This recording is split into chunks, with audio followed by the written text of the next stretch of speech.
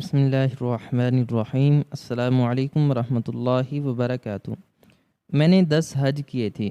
جب بھی حج کرتا تو رات کو خواب میں کوئی کہتا جتنے مرضی حج کر لے، تیرا کوئی حج قبول نہیں۔ میں بہت پریشان ہو جاتا کہ کیا وجہ ہے۔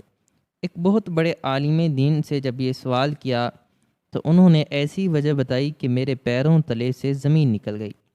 انہوں نے بتایا کہ آج بھی راستے میں اچانک سے میری گاڑی خراب ہو گئی اور مجھے پیدل ہی گھر کے لیے چلنا پڑا۔ ٹیکسی میں چلنا میری شان کے خلاف تھا، اس لیے میں نے سوچا پیدل ہی گھر چلا جاتا ہوں۔ ویسے بھی آفس سے گھر تھوڑا ہی دور تھا، ایسے چہل قدمی بھی ہو جائے گی۔ یہی سوچ کر میں چلتا رہا کہ اچانک مجھے ایک بوڑھے شخص نے راستے میں روکا۔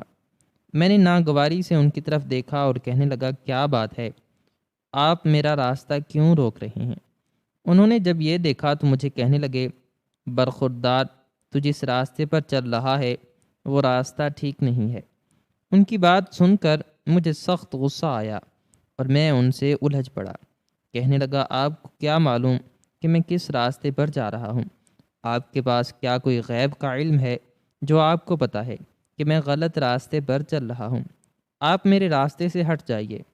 اس سے پہلے کہ میں انہیں دھکے دے کر ہاتھ سے دور کرتا، انہوں نے ایک ایسی بات کہی جسے سن کر میرے پیروں تلے سے زمین نکل گئی۔ انہوں نے مجھ سے کہا کہ تو جتنے بھی حج کر لے، تیرا ایک بھی حج قبول نہیں ہونے والا۔ ان کی بات سن کر میں غصے ہونے کے بجائے ایک دم سے ٹھنڈا پڑ گیا، جسم سے پسینے پھوٹ پڑے اور میں نم آنکھوں سے ان کی طرف دیکھنے لگا۔ میں جیسے ہی ان کی طرف بڑھا تو وہ تیز تیز قدموں سے چلتے ہوئے مجھ سے دور ہونے لگے۔ میں نے انہیں آواز دے کر روکنے کی کوشش کی، لیکن وہ نہ رکے اور مجھ سے دور جاتے رہے۔ میں نے انہیں بہت کہا کہ وہ رک جائیں، لیکن انہوں نے میری ایک نہ سنی اور ناگواری سے میری طرف دیکھتے ہوئے راستے سے ہی گزر گئے۔ میں وہیں حیران اور پریشان کھڑا رہ گیا۔ مجھے سمجھ نہ آیا کہ ان بزرگ نے ایسی بات کیوں کی۔ اس سے پہلے بھی مجھے یاد آیا کہ مجھے ایک بار اسی بزرگ نے راستے میں روک کر یہی بات کہی تھی۔ میرے ذہن سے تو یہ بزرگ نکل گئے اور آج اچانک سے راستے میں ملے، وہی بات کہی اور میں پتھر کا ہو گیا۔ اس سے پہلے کہ میں مزید کچھ سوچتا، اچانک سے مجھے اپنے کندھے پر کسی کا دباؤ محسوس ہوا۔ مڑ کر دیکھا تو ایک جھٹکے سے میری آنکھ کھل گئی۔ وہ کندھے کا دباؤ میری بیوی کے ہاتھ کا تھا، جو وہ مجھے جگانے کے لیے میرے کندھے پر ہاتھ رکھ کر اٹھا رہی تھی۔ میں ایک دم سے ہڑبڑا کر اٹھ بیٹھا اور اس سے فوراً سے پانی طلب کیا۔ اس نے میری یہ حالت دیکھی تو کہنے لگی، کیا ہوا ہے؟ کیا پھر سے آپ نے وہ خواب دیکھ لیا ہے؟ میری بات سننے سے پہلے اس نے میری حالت سے اندازہ لگا لیا اور میں نے اسے کہا، ایسا ہی ہے، میں نے پھر سے وہی خواب دیکھ لیا۔ اس نے مجھے تسلی دی اور کہنے لگی، آپ اداس نہ ہوں، سب کچھ ٹھیک ہو جائے گا۔ آپ اپنے سفر کی تیاری کریں۔ ویسے بھی آپ کو معلوم ہے کہ ہم ایک بار پھر سے حج پر جانے والے ہیں اور ماشاءاللہ سے یہ ہمارا 10واں حج ہوگا۔ اس کی بات سنتے ہی میں مسکرا دیا، کہنے لگا کہ شاید یہ شیطان ہے جو مجھے حج پر جانے سے روک رہا ہے، لیکن مجھے نہیں پتہ تھا کہ دراصل معاملہ کیا ہے۔ میری بیوی نے مجھے ایک مشورہ دیا، کہنے لگی، کیوں نہ ہم کسی عالم دین سے یہ مشورہ کر لیں کہ آخر آپ کو ایسے خواب کیوں آتے ہیں؟ اس خواب کے پیچھے کوئی نہ کوئی تعبیر تو ضرور ہوگی۔ ہم حج پر جانے سے پہلے یہ خواب ضرور کسی عالم دین سے بیان کریں گے تو ہماری مشکل حل ہو جائے گی، اور آپ جو ہر دوسرے تیسرے دن چھوڑ کر یہ خواب دیکھتے ہیں پرسکون ہو جائیں گے۔ میں نے اس کی بات مان لی اور اس سے کہا کہ کل آفس سے ڈائریکٹ میں ایک عالم دین کا پتہ کروا کر وہاں چلا جاؤں گا اور وہاں جا کر اس سے وجہ بھی معلوم کروں گا کہ آخر مجھے ایسے خواب کیوں آتے ہیں۔ یہ کہتے ہی میں ناشتے کی میز پر آ گیا اور ناشتہ کرتے ہی اپنے آفس چلا آیا۔ وہاں سارا دن کام میں مصروف رہا۔ پھر اچانک شام کو یاد آیا تو اپنے ایک دوست کو فون ملایا۔ اسے کہا کہ مجھے ایک عالم دین کا پتہ بتاؤ جو مجھے ایک خواب کی تعبیر بتائیں جو مجھے کافی عرصے سے نظر آ رہا ہے اور میں بے چین ہو جاتا ہوں۔ یہ خواب تواتر سے آتا ہے۔ میری بات سنتے ہی اس نے مجھے عالم دین کا نمبر بھیج دیا اور میں نے ان سے فون پر بات کی تو انہوں نے مجھے کل آنے کا کہہ دیا۔ میں نے ان سے کل آنے کا وقت لیا اور گھر آ گیا۔ گھر آ کر میں نے حج کی تیاری کرنا شروع کر دی۔ یہ میرا ماشاءاللہ سے 11واں حج تھا۔ میں پہلے سے 10 حج کر چکا تھا۔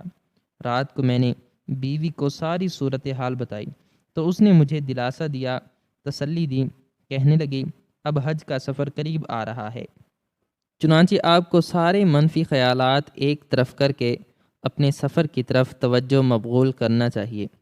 اسی دوران فون بجا تو اس کے چہرے کے تاثرات بگڑ گئے اور اس نے فون میرے آگے کر دیا۔ میں نے فون دیکھ کر فون بند کر دیا کہ فون کرنے والے سے میں اس وقت بالکل بھی بات نہیں کرنا چاہتا تھا۔ بات کرتا تو ان کے وہی رونے ہوتے اور میں اس وقت بالکل بھی کسی کے رونے برداشت نہیں کر سکتا تھا۔ اس لیے میں نے فون بند ہی کر دیا اور بستر پر سونے کے لیے لیٹ گیا۔ اگلی صبح کا انتظار کرنے لگا کہ جب مجھے اس عالم دین سے ملاقات کرنی ہوگی۔ ان خوابوں نے صحیح معنوں میں مجھے پریشان کر کے رکھ دیا تھا، اور اسی پریشانی میں میں اب اکثر نیند میں حواس باختہ سا ہو جاتا۔ میری بیوی نے جب مجھے یہ بات بتائی تھی تو مجھے بہت شرمندگی ہوئی۔ میں نہیں چاہتا تھا کہ کوئی میری کمزوری جان لے اور مجھے طعنے دے، کوئی مجھے ذہنی مریض سمجھے۔ اس لیے میں جلد از جلد اس بات کا کوئی حل نکالنا چاہتا تھا۔ پہلے میں نے سوچا کہ میں کوئی ڈاکٹری حل نکال لیتا ہوں، لیکن پھر میری بیوی نے مجھے یہ راہ سمجھائی تو میں نے اس کی اس بات پر عمل کرنا شروع کر دیا۔ اگلے دن کا سورج طلوع ہوا تو میں ناشتہ کر کے آفس روانہ ہو گیا اور وہاں دوپہر کے 2 بجے ایک عالم دین کے دفتر پر پہنچ گیا، جہاں وہ بیٹھ کر اپنے سارے خط و خطابت کے کام کرتے تھے اور کتابیں لکھتے تھے۔ وہ کالم نویس بھی تھے۔ انہوں نے مجھے اپنے پاس بلایا اور مجھے دیکھ کر پہچان گئے۔ کہنے لگے میں آپ کو جانتا ہوں، آپ بہت اچھے اور بڑے بزنس مین ہیں۔ میں نے آپ کی بہت تعریف سنی ہے۔ ان کی بات سن کر میں مسکرا دیا اور پھر میں نے انہیں اپنی ساری صورتحال بتائی۔ میں نے انہیں بتایا کہ میں ہر سال تقریباً پچھلے 10 سال سے حج پر جا رہا ہوں اور میں نے تقریباً 10 حج کیے ہوئے ہیں، لیکن نہ جانے ایسا کیا ہو رہا ہے کہ جب بھی میں حج پر جاتا ہوں اس پورے سال مجھے کوئی 5 سے 6 خواب اس حوالے سے آتے ہیں کہ میرا حج قبول نہیں، مجھے حج نہیں کرنا چاہیے۔ میں ان خوابوں کی وجہ سے ہر وقت پریشان رہتا ہوں۔ ایسا لگتا ہے کہ جیسے میرے ہاتھ پاؤں بندھ گئے ہیں اور میرے ذہن پر یہ خواب سوار ہو گیا ہے۔ میں آپ کے پاس مدد کے لیے آیا ہوں، آپ کے پاس اس کا ضرور کوئی حل ہوگا۔ آپ مجھے بتائیں کہ مجھے بار بار ان خوابوں کا آنا کیا اشارہ دے رہا ہے؟ کیا یہ کسی چھپی ہوئی بات کی تعبیر ہے یا پھر یہ کوئی واضح بات کی طرف اشارہ کر رہا ہے؟ میں بالکل بھی نہیں سمجھ پا رہا ہوں۔ میری بات سنتے ہی وہ عالم دین مسکرا دیے اور کہنے لگے میں آپ سے چند سوالات پوچھوں گا اور اس کے جوابات اگر آپ بالکل ٹھیک سے دیں گے تو میں آپ کی اس خواب کی تعبیر آپ کو بتا سکوں گا۔ انہوں نے مجھ سے چند سوالات کیے اور یہ سوالات تقریباً 20 منٹ پر مشتمل تھے۔ انہوں نے میری زندگی کے ہر پہلو سے متعلق مجھ سے سوالات کیے اور اس کے بعد جس نتیجے پر پہنچے، انہوں نے جب مجھے نتیجہ سنایا تو نتیجہ سن کر میرے پیروں تلے سے زمین نکل گئی۔ انہوں نے مجھے جو کچھ بتایا وہ میرا سر جھکانے کے لیے کافی تھا۔ میرا سارا حوالہ جو ایک اچھے اور ذہین بزنس مین کے حوالے سے ان کے ذہن میں خاکہ بنا ہوا تھا، وہ خاکہ تباہ و برباد ہو کر رہ گیا اور میں شرمندگی کے عالم میں صرف سر جھکا کر رہ گیا۔ انہوں نے مجھے اس طرح دیکھا تو کہنے لگے ابھی بھی وقت ہے، آپ اپنے آپ کو سدھار لیں تو سب کچھ بہتر ہو سکتا ہے۔ میں نے آپ کو آپ کے مسئلے کا حل پیش کر دیا ہے۔ اب اگر آپ اپنی زندگی میں سکون چاہتے ہیں اور چاہتے ہیں کہ آپ کے سارے حج قبول ہو جائیں تو آپ کو اپنی زندگی سے یہ سارے مسائل حل کرنے پڑیں گے، ورنہ پھر آپ صرف اللہ کے گھر کی حاضری ہی دیتے رہیں گے اور اللہ آپ کا اس کے گھر کا کیا گیا حج قبول نہیں کرے گا۔ میں نم آنکھوں کے ساتھ وہاں سے چل دیا اور وہیں باہر جا کر فٹ پاتھ پر بیٹھ کر زاروں قطار رونے لگا۔ وجہ سامنے ہی تھی، مجھے نظر نہیں آ رہی تھی۔ بھلا میں نے ایسا کیوں کیا؟ میں وہیں گھٹنوں میں سر دے کر بری طرح رونے لگا۔ عالم دین نے جو وجہ مجھے بتائی تھی اسے سن کر مجھے اپنے پیروں تلے سے زمین کھسکتی ہوئی محسوس ہوئی تھی۔ اور ایسا لگا تھا کہ اب کی بار اگر میں گروں گا تو دوبارہ کبھی نہیں اٹھ پاؤں گا اور اسی طرح اس دنیا سے گزر جاؤں گا۔ میں وہیں فٹ پاتھ پر بیٹھ کر اپنے ماضی کو یاد کرنے لگا۔ مجھے دیکھ کر کوئی یہ نہیں کہہ سکتا تھا کہ میں اس وقت بہت بڑا بزنس مین ہوں جو بیچ سڑک پر بیٹھ کر رو رہا ہوں اور اپنے ماضی کو یاد کر کے پچھتا رہا ہوں۔ میرا دل چاہ رہا تھا کہ میں دہاڑیں مار مار کر روں۔ عالم دین نے جو کچھ مجھے بتایا تھا اس کے بعد پھر مجھے کسی سے بھی سامنا کرنے کی ہمت ہی نہ تھی۔ میری بیوی کا بار بار فون آ رہا تھا اور میں اس کا فون کاٹ کر فون بند کر کے اپنی جیب میں ڈال چکا تھا۔ میں اس وقت تنہائی چاہتا تھا اور اپنا محاسبہ کرنا چاہتا تھا۔ میں نہیں چاہتا تھا کہ کسی کو میرے اس اقدام کا پتہ چلے۔ میں وہیں بیٹھ کر رونے لگا اور ماضی میری آنکھوں کے سامنے کسی فلم کی طرح چلنے لگا۔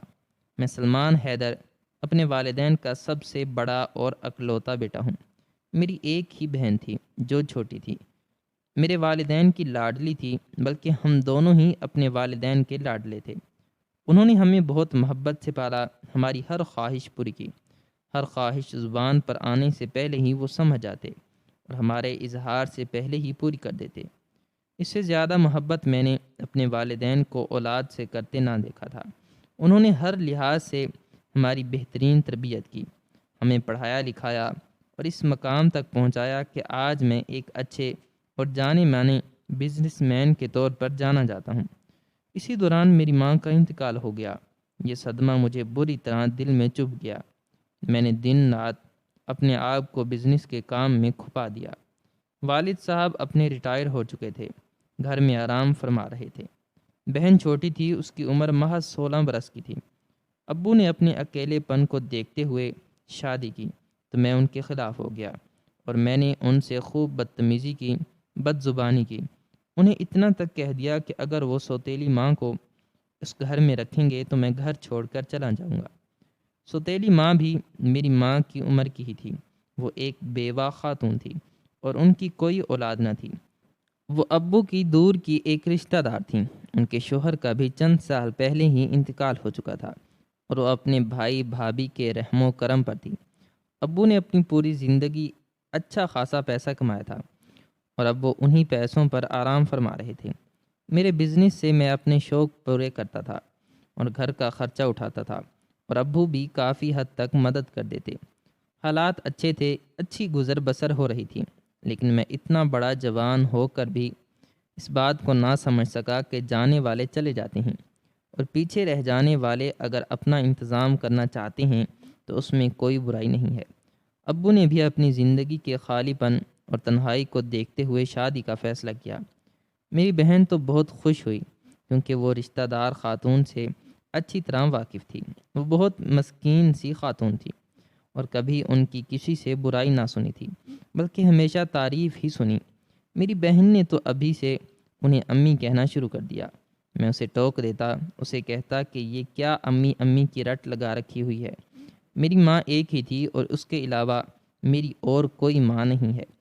اگر اس کے علاوہ تم نے کسی اور کو ماں کہنے کی جرت کی تو مجھ سے کبھی بھی بات نہ کرنا۔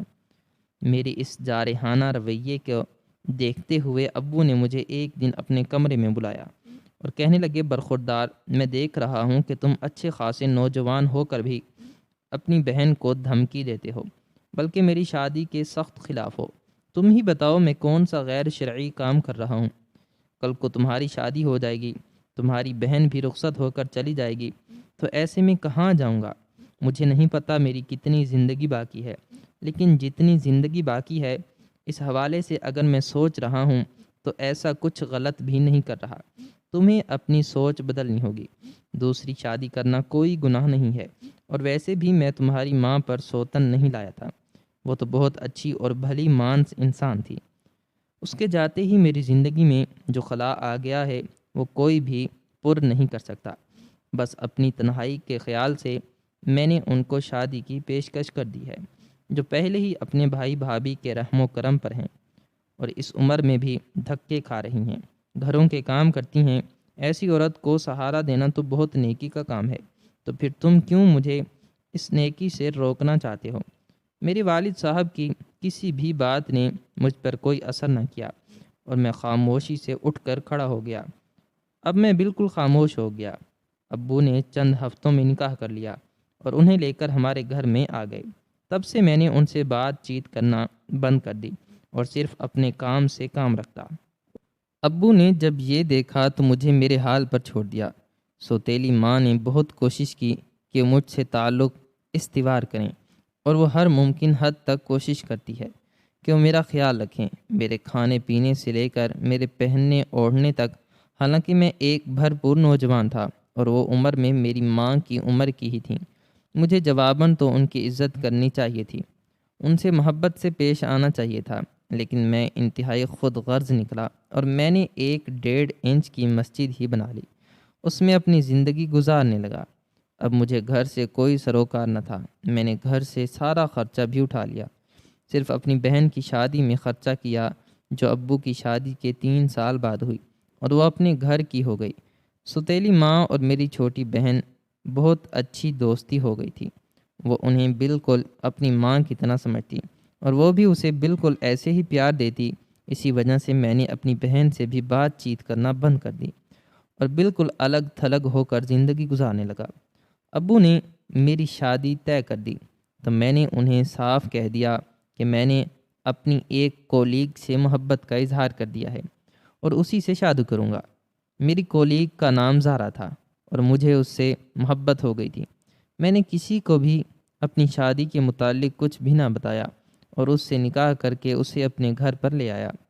میرے گھر والے میرے اس اقدام سے بہت زیادہ ناراض ہو گئے، لیکن مجھے ان کی اس ناراضگی سے کوئی فرق نہیں پڑتا تھا۔ اسی دوران میرے کاروبار میں بہت ترقی ہوتی چلی گئی اور میں ایک بہت بڑا بزنس مین بن گیا جو اپنے سرکل میں بہت اچھی طرح جانا پہچانا جاتا تھا۔ زارا ایک اچھی بیوی ثابت ہوئی، وہ ہر معاملے میں میرا ساتھ دیتی، لیکن میری طرح اس نے میرے گھر والوں سے کوئی تعلق نہ رکھا۔ اب وہ بہت زیادہ دل برداشتہ ہو گئے، وہ میرے اس رویے سے بہت دکھی رہتے۔ سوتیلی ماں نے ایک دن مجھے اپنے کمرے میں آنے کی اجازت مانگی۔ میں اور زارا اس وقت کسی بات پر بحث کر رہے تھے۔ انہوں نے اندر آ کر مجھے سمجھانا چاہا کہ بیٹا، اگر تمہیں لگتا ہے کہ میں تمہاری زندگی میں آ کر زہر گھول رہی ہوں تو میں تم سے معافی مانگتی ہوں۔ میں نے آج تک ایسا کوئی بھی کام نہیں کیا ہے۔ تمہارے والد صاحب اس حوالے سے بہت زیادہ پریشان رہتے ہیں۔ عمر کے اس حصے میں تم انہیں دکھ کیوں دینا چاہتے ہو؟ ان کی بات سن کر ایک ناگوار سی لہر میرے پورے وجود پر چھا گئی۔ میں نے انہیں کہا کہ اول تو آپ کو میرے کمرے میں نہیں آنا چاہیے تھا۔ میں آپ سے بدتمیزی نہیں کرنا چاہتا، لیکن میں آپ سے یہ کہہ رہا ہوں کہ آپ ابھی اور اسی وقت میرے کمرے سے نکل جائیے، ورنہ جو بدتمیزی کا طوفان میں آپ کے سامنے کھولوں گا تو اسے کوئی بھی قابو نہیں کر سکے گا۔ آج تک میں چپ ہو کر یہ سب کچھ دیکھتا چلا آ رہا ہوں۔ ابو کو، میری بہن کو آپ نے مجھ سے چھین لیا اور کس طرح انہیں قابو میں کیا ہوا ہے میں یہ بھی اچھی طرح جانتا ہوں۔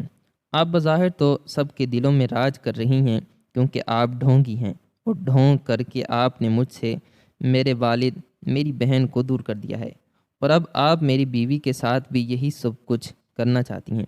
ٹھیک ہے، اگر آپ چاہتی ہیں کہ میں اس گھر میں نہ رہوں تو میں اس گھر کو چھوڑ کر چلا جاتا ہوں۔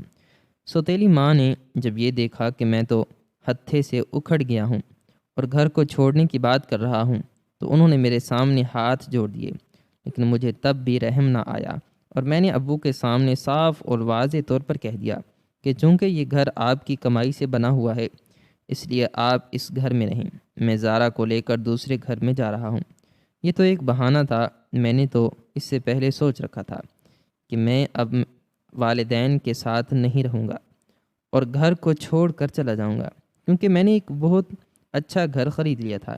میں چاہتا تو یہی تھا کہ میں اس گھر کو میں اپنی اصل ماں کے ساتھ آباد کروں اور والدین کو تحفہ دوں، لیکن اب حالات بدل چکے تھے اور میں اس مسکین بیوہ غریب عورت کو کبھی بھی اتنے بڑے گھر کا تحفہ نہیں دے سکتا تھا، کیونکہ وہ میری کچھ بھی نہیں لگتی تھی۔ اس لیے میں اپنی بیوی کو لے کر اس گھر میں آ گیا اور خوب ترقی کرتا رہا، پیچھے اپنے والد صاحب کی خبر تک نہ لی کہ کیا ہو رہا ہے کیا نہیں ہو رہا۔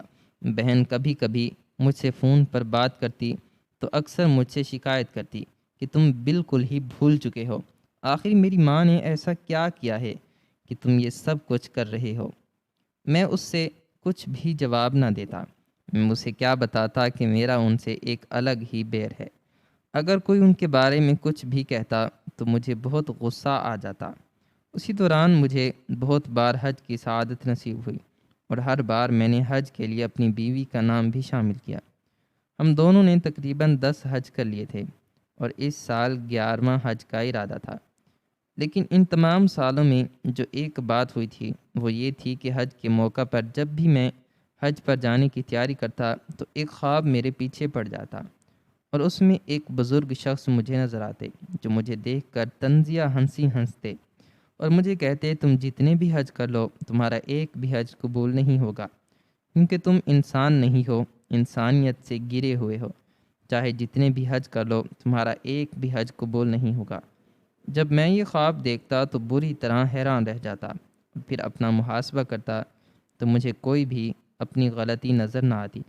میری بیوی بھی میرا ساتھ دیتی اور کہتی، آپ نے ایسا کچھ بھی نہیں کیا ہے۔ لیکن اب میں بھرپور طریقے سے تنگ آ گیا۔ پچھلے 10 سالوں سے جب بھی حج کیا تو یہی سارے خوابوں میں نظر آنے لگے۔ میں پریشان ہو گیا۔ اب تو میں نیند میں بھی عجیب و غریب حرکات کرنے لگا تھا، اور اس بات کا مجھے اپنی بیوی سے پتہ چلا تو بے حد شرمندہ ہوا کہ اتنا بڑا بزنس مین ہو کر جس کے پاس پیسے کی ریل پیل ہے ایسی حرکتیں کرتا ہے۔ تو میں نے سوچ لیا کہ میں اس حوالے سے ضرور کوئی حل نکالوں گا۔ اس کا مشورہ بھی مجھے میری بیوی نے دیا کہ مجھے ایک عالم دین کے پاس جانا چاہیے اور اپنے سارے مسئلے بتانے چاہئیں۔ عالم دین کے پاس پہنچا تو انہوں نے مجھ سے میری ذاتی زندگی کے مطابق بہت سے سوالات کیے۔ تقریباً 20 منٹ سوالات کرنے کے بعد انہوں نے مجھے جو کچھ بتایا میرے پیروں تلے سے زمین نکالنے کے لیے کافی تھا۔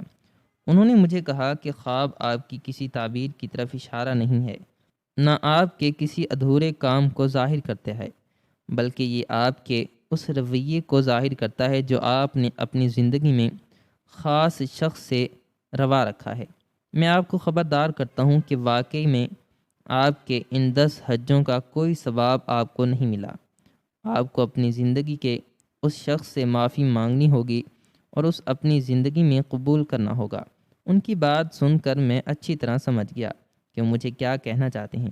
میں سمجھ گیا کہ میری سوتیلی ماں، جو بہرحال میری سگی ماں تو نہیں تھی لیکن ماں تو تھی، اس نے ہر ممکن حد تک مجھ سے تعلق استوار کرنے کی کوشش کی، لیکن ان سے تعلق توڑنے کی وجہ سے میں اپنے سگے باپ سے بھی دور ہو گیا۔ میں اپنے والدین کا نافرمان ٹھہرا، اور ان کی نافرمانی کی بنا پر آج تک میرا ایک حج بھی قبول نہ ہوا۔ جب یہ سچائی مجھے پتہ چلی تو میں بالکل ٹوٹ کر بکھر کر رہ گیا۔ کافی دیر تک وہاں فٹ پاتھ پر بیٹھ کر روتا رہا، اور جب دل بھر گیا تو اٹھا اپنے باپ کے گھر کی طرف قدم بڑھا دیے۔ گھنٹی پر ہاتھ رکھا، دروازہ سوتیلی ماں نے کھولا تو دروازے پر ہی جم گئی۔ میں ان کے سامنے ہی ہاتھ جوڑ کر رو پڑا اور ان کے گلے لگ گیا۔ انہوں نے یہ کایا پلٹ دیکھی تو فوراً سے اپنے شوہر کو آواز دی۔